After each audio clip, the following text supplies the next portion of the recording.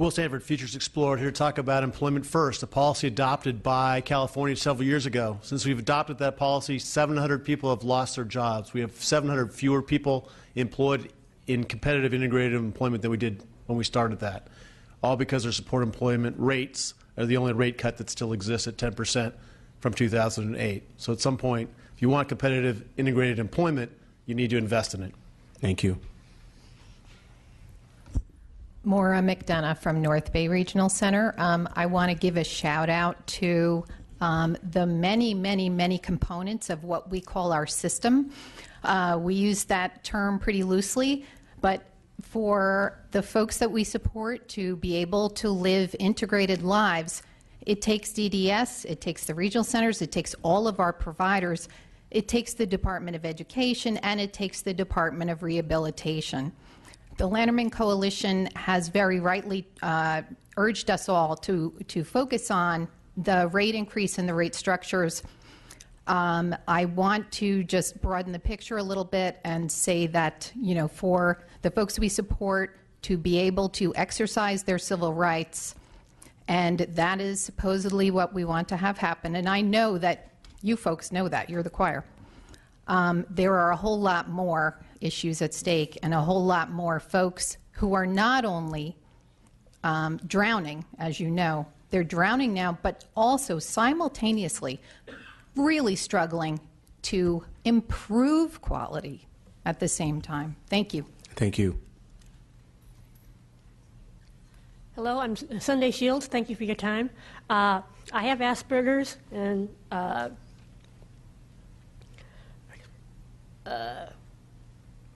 the people that serve us, going into helping us for the money is like going into the church to meet women. Also, I had to move 250 miles from my home, from where I was born, to get services. The services in the Central Valley are minimal, and that was before the cuts. Thank you for your attention. Bye. Thank you, Ms. Shields. Hello, my name is Victor Trujillo, and I work for a supported living agency, SAGE. And I work with some very dedicated people who love what they do. They love working with people in the community. And we ask that you consider this 10% increase so that we can retain these people who often have the difficult choice of continuing to do what they love and or taking a job that they can afford to live on. Thank you. Thank you. Good afternoon. Matt Robinson with the California Association of Health Facilities. Part of our membership, we represent the intermediate care facilities for developmentally disabled, habilitative, and nursing throughout California. There's 1,200 of these facilities in California and about 7,000 residents. We're a member of the Lanterman Coalition and completely supportive of their increase in the 15-16 budget. We're just asking you to also keep in mind these members. They are 100% Medi-Cal funded. They've had a rate freeze since 2008, 2009, and they also had that 2 to 3% cut. So we ask you also keep them in mind when you're moving forward. Thank you very much. Thank you. Good afternoon. Eric Stern, case manager of the Regional Center of the East Bay and chair of the SEIU California DD Council, representing about 4,000 workers in regional centers and vendor agencies. I noticed the governor's budget has some increases in compensation for the state workers at the DC, through a collective bargaining process, something very honorable. Every year that California doesn't increase funding to this community-based system, it degrades. And so we're asking for 10%, and we're asking for you, the committee, to collectively bargain, to represent this whole community-based system and 280,000 very, very important people in the state budget process. We'll work with you any way we can. Thank you. Good to see yet another colleague and neighbor. Thank you, Mrs. Stern. My name is Sarah Wade, and I do support the 10% increase. And if I can just weigh in on the first issue, since I was kind of busy over there. Of all the people I've met that have come out of the developmental centers, none of them have had wonderful life experiences and stories that have been there. And this gentleman I live with and have lived with for the past 10 years. When he was in Napa State Hospital, he lost his vision because of circumstances in the hospital. Since he's been in the community, he has flourished, and he is doing amazing things. So please, please help those people that are there that don't know what it's like to be on the outside to get to see that light. Thank you. Thank you.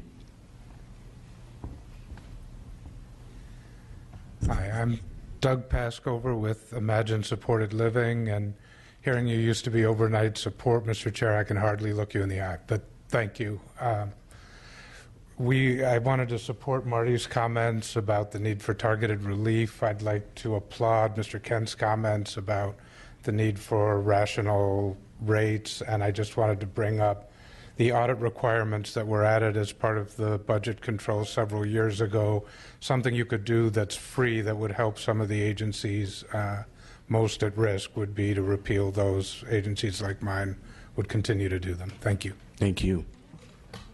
Let's get My name's Al Milan. I live here in Sacramento. This is my daughter, Molly. She's 23 years old. We were very fortunate. She was born in '91, and I feel like we've been in California for some of the best time of services. I went on to work in family support as executive director of Warm Line Family Resource Center here in Sacramento. I worked with CDE going all over the state in special education with focus groups with families. And what I see here today, I can't really offer much new other than to point out the obvious, that this is not just one slice of a population that we're talking about here in California. It's a community. It's people. And earlier I heard someone say everybody knows somebody. So this issue is not just about all these people over here. It reverberates out into the entire community. So I fully support the Lanterman Coalition request for 10%. I also I fully support looking at the rate structures and taking a good look at how to make the Lanterman Act work the way it was intended to. Thank you very much for your time. Thank you. David Mulvey with the SEIU Developmental Disabilities Council. I was also a service coordinator with Jim Shorter while he was at Tri-Counties Regional Center, so I appreciate the chair's challenges earlier today. I wanted to leave you with a little story about a direct service provider I was doing some training with. This was somebody who worked at a level 4 facility with people with severe behavioral challenges. And part of our training, we were asking people to describe their morning rituals as a way of getting them attuned to paying attention to the morning rituals of the people they support. And this person was really struggling with the exercise and took me aside and said, I can't really do this. You see, I live in my car.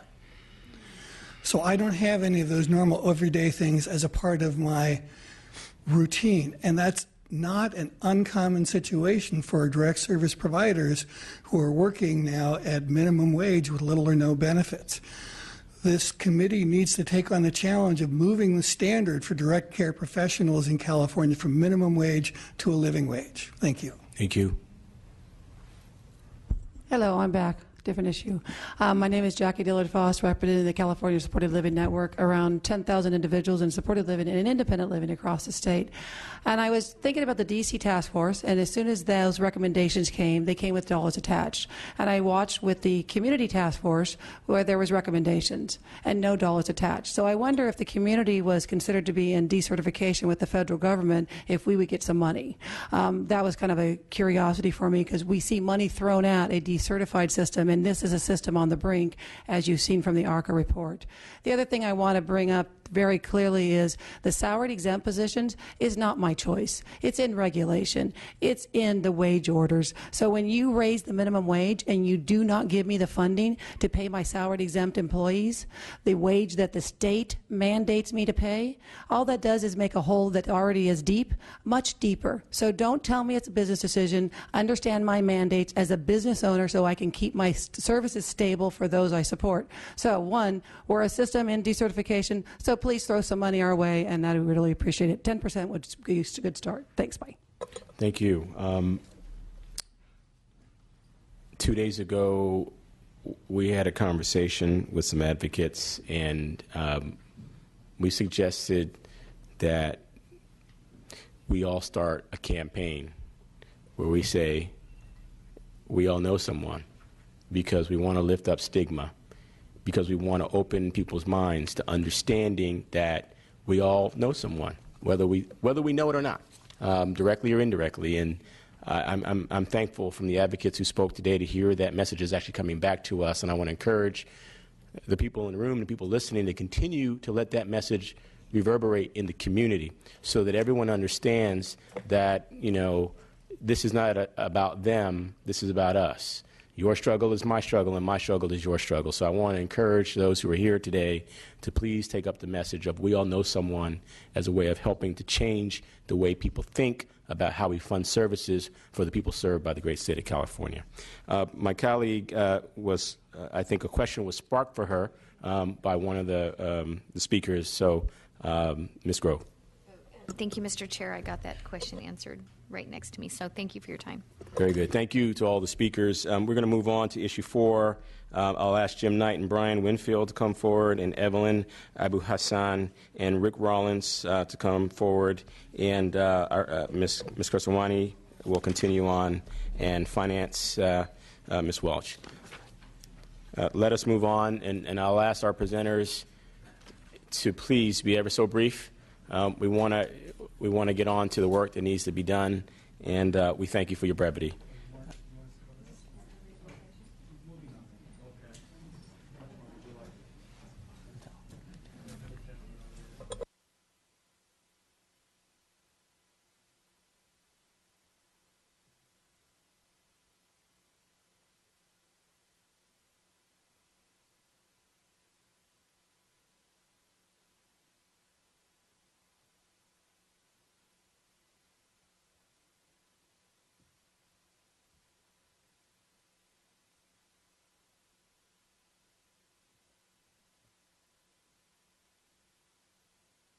Okay, we're ready to begin. Okay. Thank you, Mr. Chair. Thank you, sir. As the agenda correctly points out, the proposed governor's budget for the community services side includes an increase in current year of approximately $152 million. $102 million of that is general fund. That increase carries over into the 15-16 budget and includes an increase. The total increase related to the enacted budget is approximately $452 million. The increase is primarily driven by increases that we're seeing in caseload and service utilization as individuals, as was mentioned earlier, as individuals are moving out into the community from the developmental centers, costs for those services are increasing. We're seeing increased costs for supported living services and the other types of support that go along with moving people in the community, the higher cost of some of the homes that individuals are living in. So that's driving a significant portion of the increase. Approximately $309 million is what we're attributing to that. The budget also includes an increase of $44 million general fund related to Senate Bill 946. That's the legislation that provided behavioral health treatment be provided by insurance companies. So at the time that Senator Steinberg's bill was passed, the department was estimating savings of approximately $80 million. As the program has rolled out, we found that savings are significantly less, about half. So the budget includes an additional $44 million for that.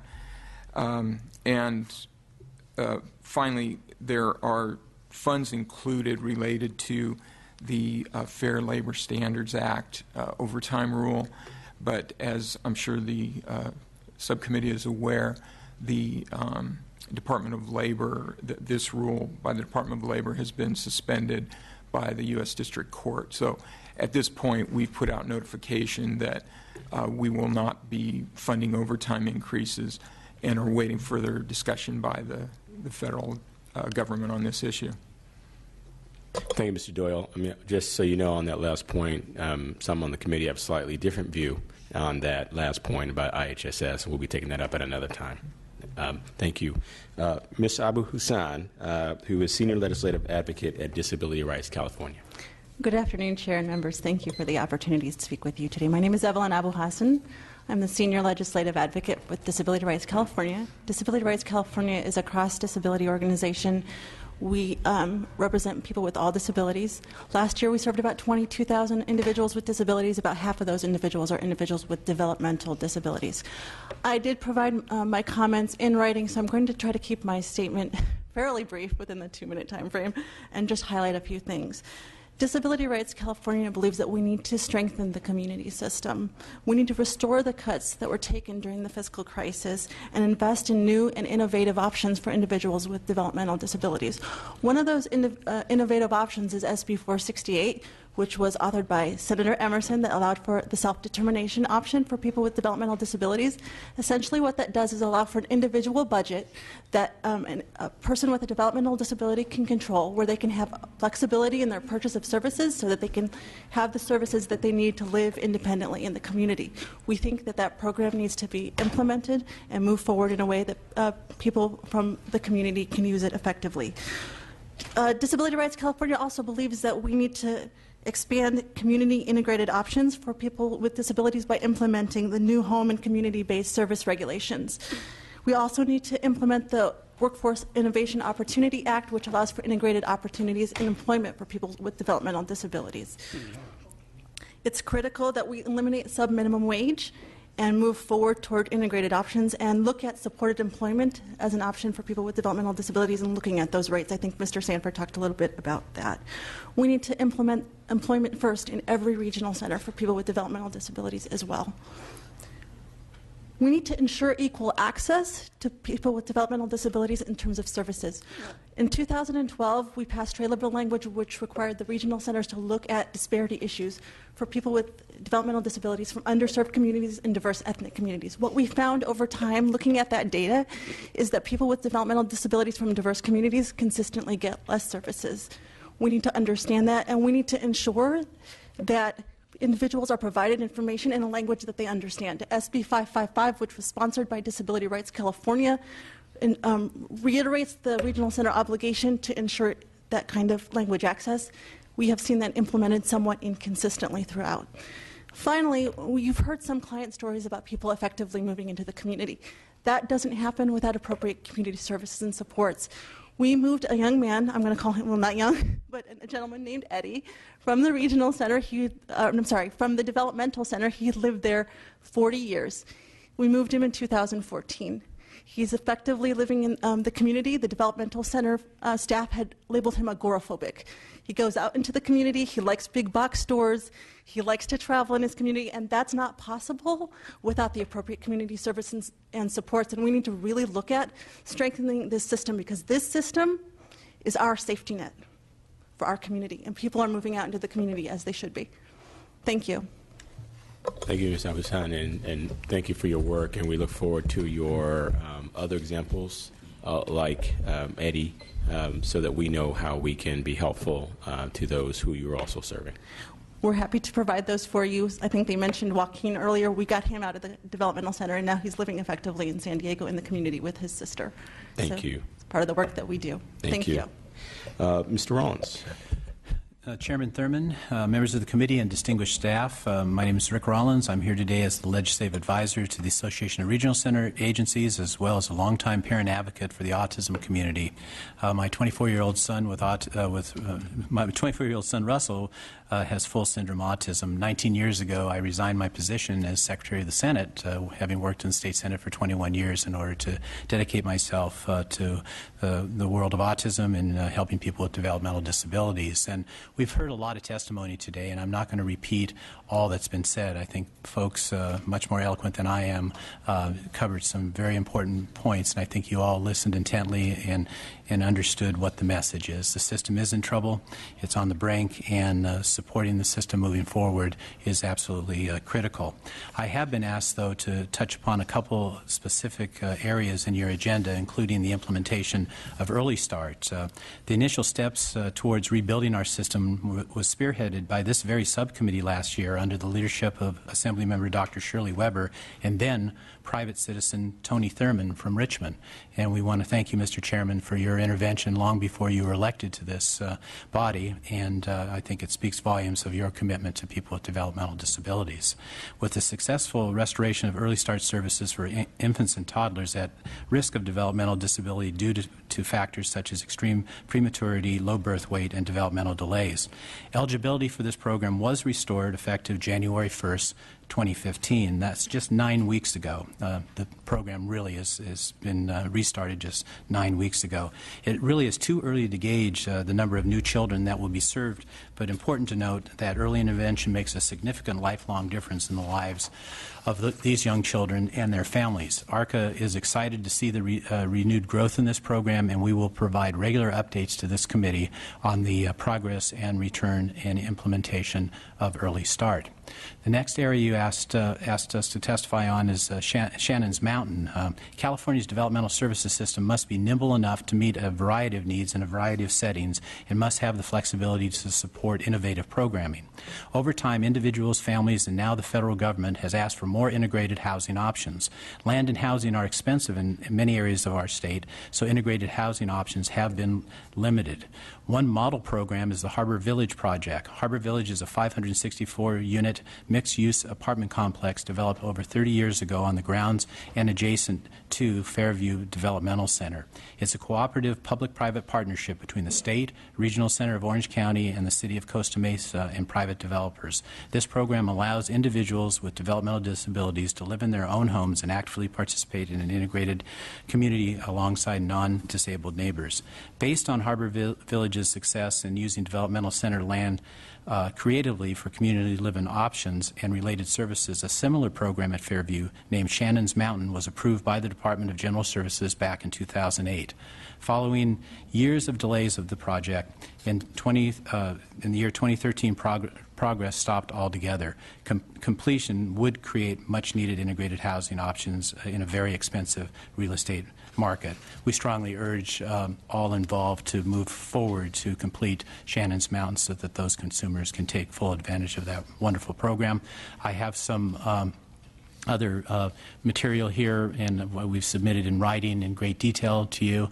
My good friend Tyrone has given me the card, and I'll respect that. Again, thank you so much for the hearing, and I'm very proud of our community for what they've done today. We had a wonderful rally outside on the Capitol steps, attended by over 400 people earlier today, and thank you. Thank you. Congratulations on the rally, and thank you, all of you. Ms. Kasarwani, anything from the LAO's office? Yes, thank you, Mr. Chair. Rashi Kasarwani with the Legislative Analyst's Office.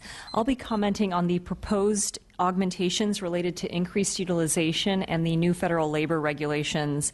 In terms of the increased utilization, the department is projecting significant cost increases for general fund expenditures that do not draw down federal Medicaid matching funds. These expenditures are known as non-matched general fund, and the increases are particularly the greatest for adult residential facilities under the community care facilities category and supported living services under the support services category. To give you a sense of the magnitude of this, the non-matched general fund portion of support services expenditures is estimated to increase from $81 million for the 2014-15 enacted budget appropriation to $160 million for the 2015-16 proposal. This is an increase of $79 million general fund, or 97%. This significant growth deviates from the cost growth trend over recent fiscal years, particularly the last 3 years that we looked at. Thus far, the department has been unable to provide information on new factors that sufficiently explained the proposed increases for non-matched general fund expenditures in these two categories of community care facilities and support services. Our analysis also addresses the new federal labor regulations that require home care vendors to provide overtime compensation to their employees beginning January 1st, 2015. I'm sure you're aware that a federal district court has blocked these new regulations and that the department has therefore halted the commencement of vendor rate increases for overtime, which were appropriated at $11 million general fund in 2014-15 and $22 million general fund proposed for 2015-16. If the legislature is concerned that the department could spend some or all of the 2014-15 appropriation, then it would want to enact legislation specifically reverting these funds so that they would be available for any legislative priority. For the funding proposed for 2015-16, we recommend waiting until the May revision. We think we may know more about the status of an appeal filed by the Federal Department of Labor seeking to overturn the federal district court's decision and potentially uphold the federal labor regulations. Thank you. Thank you. Ms. Welch, anything from Finance? Thank you. Any questions from the committee? Ms. Grove. Thank you, Mr. Chair. When you talk about the companion services issue with the overtime, relating to the overtime and the federal judges or the judges' definition to exempt that, it's been exempted for years, and because of what happened, it was instituted last year and made effective in January. If there is a penalty or if there is back wages and all these things due, if this court case, if the federal government, Federal Labor Board wins this, is there going to be a recommendation for funding to make everyone whole from the state's portion, or are we going to leave the community again out into the cold? So I think we will have to look at the final resolution of the legal proceedings. As you know, the Federal Department of Labor has appealed, and it's unclear if the federal labor regulations will ultimately be upheld. And if they are upheld, if the state would then be liable for overtime wages dating back to January 1st, 2015, or whether the state would be liable at a future date to be determined. So that is unclear at this point. Okay. Thank you. Sure. On that point, and I don't know if this is something that you can answer or has to be answered by Finance, I'd like to know what the status of the funds that were initially allocated in the budget are currently, so that depending on the outcome of the appeal, should the appeal prove favorable and the state is responsible for paying that overtime, is that money sitting frozen somewhere so that it's available, or has it been reallocated in some other way? What is the status of that money? That money is currently in the department's budget. As Ms. Kesarwani mentioned, we're, the money is set aside and we're holding it pending outcome of the court decision. Excellent, thank you. And then a question to Ms. Abu Hassan. I wanted to ask you, one, thank you for your attention. You mentioned in your framing remarks your agency's focus on equity issues for those served in this community. I appreciate that. I was curious if you could share with us, as problems come to you, cases that you might have to represent, from those who are served in the regional center community, could you just give us a snapshot of what some of the concerns or complaints are, so that as we have these conversations about rates and increases or not, we understand where there's been conflict, where folks have felt that they've been denied service. Any highlights that you can share? We'd be glad to provide you any information. I think the biggest issue that we always see is that individuals from underserved communities, persons from different ethnic communities that don't speak English, don't always know what services are available to them. Information is not always provided in a language that they understand. And so when you don't know what's available to you and you come from a community where it's not easy to ask for services, or you take care of your own, as they say, you don't know to ask for what's there because you're not told what's available. We worked really hard to implement or to pass SB 555, which required that individual program plans and individual family services plans get translated into a language that the family member understands their native language, and to ensure that assessments are done in an individual's native language. And so what we often see is there's a language barrier for families, and also, like I said, when you come from a different community, and I happen to come from an Arab community, we don't always know what to ask for. We don't always know what's available. And we have an idea of taking care of our own, and so there's a challenge with that, because if you don't know what's available, you're not going to ask. Therefore, less money is going to be spent on services for you. I think there needs to be some continual transparency in the system so people know what's there, they know how to ask for it, and they know how to receive it. Is it fair to assume that even though we have language-appropriate services guaranteed by legislation, but because of our caseload and case manager challenges, we don't have appropriate staff who have the cultural competency and language abilities to deliver that information? But I guess what I'm suggesting is that SB 555 reaffirms an obligation for that to be provided for individuals. So it doesn't matter what your culture is. You should be provided information in a language that you understand so you can access the services that you need.